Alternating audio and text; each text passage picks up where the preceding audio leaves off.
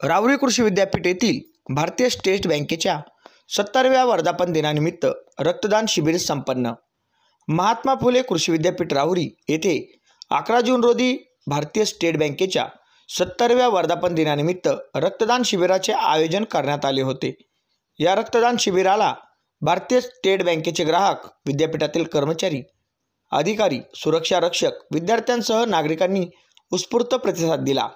या शिबिराचे उद्घाटन SBIचे शाखा प्रबंधक नवाज देशमुख यांच्या उपस्थितीमध्ये करण्यात आले।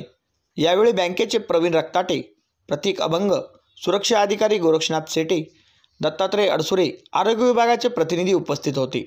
या रक्तदान शिबिरात 50 पेक्षा जास्त रक्तदात्यांनी स्वयंस्फूर्तीने सहभाग घेतला। तसेच प्रत्येक रक्तदात्याला रक्तदान केल्यानंतर शाखा प्रबंधक नवाज देशमुख यांच्या वतीने टिफिन बॉक्सचे वाटप करण्यात आले। रक्त संकलनाचे कार्य संगमनेर येथील अर्पण रक्तपेढीच्या वैद्यकीय पथकाने पार पाडले। या उपक्रमामुळे गरजूंना वेळेवर रक्त मिळण्यास मदत होणार असून समाजात सामाजिक बांधिलकी जपली जाईल असे मत शाखा प्रबंधक नवाज देशमुख यांनी व्यक्त केले आहे।